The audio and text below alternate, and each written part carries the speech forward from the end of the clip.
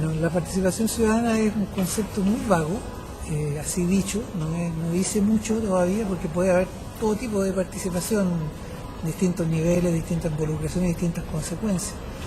Entonces el problema y además un término que es visto muy positivamente, todo el mundo encuentra que es bueno participar, pero resulta que en la práctica no funciona tan fácilmente como parece.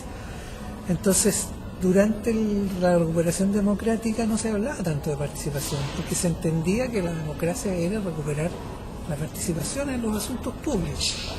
Con posterioridad a eso se transformó en un problema para las autoridades, que intentaron el diseño de transición que teníamos y la forma como privilegió el orden y la gobernabilidad, inhibió la posibilidad de que se construyeran verdaderos mecanismos.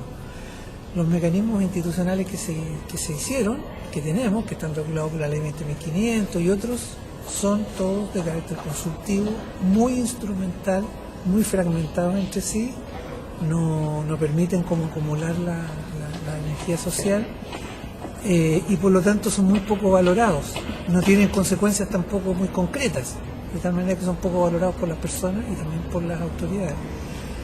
Y eso produjo que la movilización ciudadana fuera portadora de la demanda de participación ciudadana a partir de mediados de los 2000 y con más fuerza a partir del 2011. Entonces actualmente, si pensamos en la evolución del concepto, tenemos una demanda fuerte. El proceso constituyente, los encuentros autoconvocados del proceso constituyente, por ejemplo, mostraron que había como primera prioridad pensar en instituciones participativas y al mismo tiempo una oferta muy pobre, y por lo tanto tenemos una tensión que tenemos que resolver. Eso yo creo que es la evolución principal del concepto.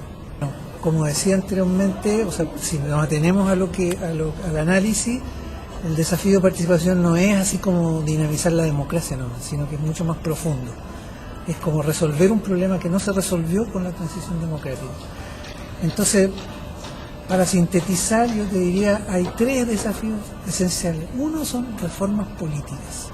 O sea, Chile es un país que no tiene ninguna de las instituciones que complementan la democracia representativa que existe en otros países. No tiene posibilidad de recurrir a plebiscito, salvo en el nivel local y bajo condiciones muy restrictivas. No tiene revocatoria de mandato, no tiene iniciativa popular de ley, no tiene defensor ciudadano, recién en la última elección tiene cuotas para mujeres, o sea, estamos hablando de que estamos muy atrás en eso. Necesitamos reformas políticas, que son globales. Ateniéndose a la participación propiamente tal, tenemos un instrumento que es la ley 20.500 y otros instrumentos que habilitan ciertas instancias de participación, tenemos que darle mucha más fuerza. Tenemos que incorporar el nivel regional que no está incorporado, que está ausente la participación institucional. Tenemos que darle carácter vinculante a algunos de los mecanismos o a algunos de los ámbitos de acción de los mecanismos. Tenemos que fortalecer los mecanismos locales, a nivel del municipio, los COSOC, etcétera, asegurar que lo que la ley dice se cumpla.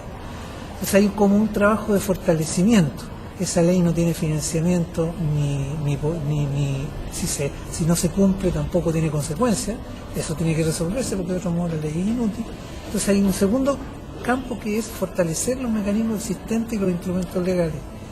Y hay un tercero que es igual o más importante, que es fortalecer la asociatividad. ¿Eso qué significa?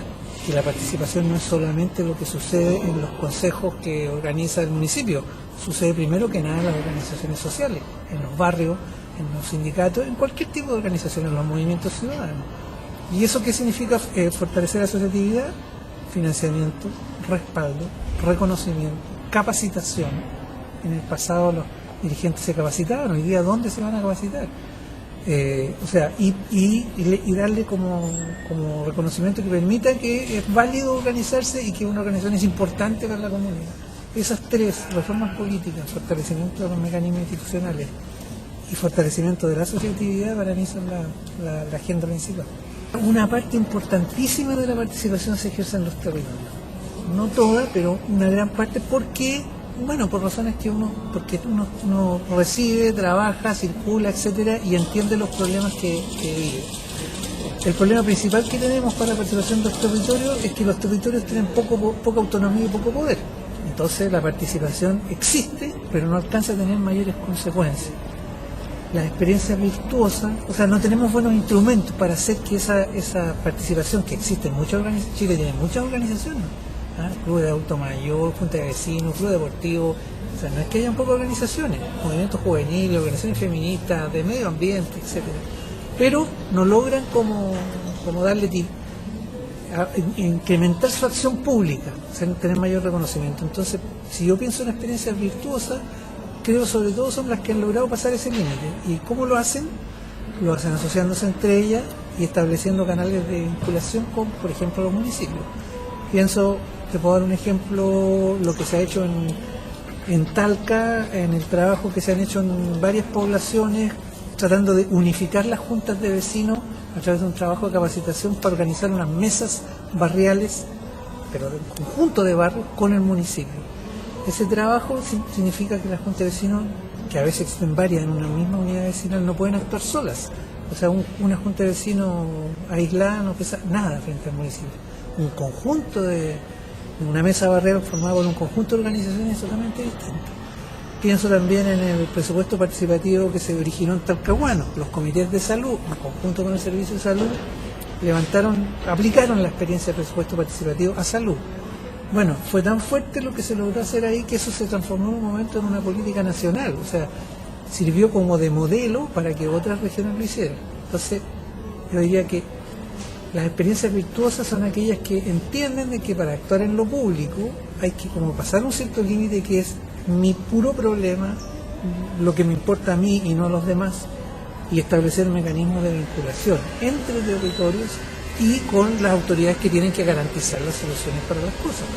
O sea, la acción autónoma tiene que buscar la respuesta institucional.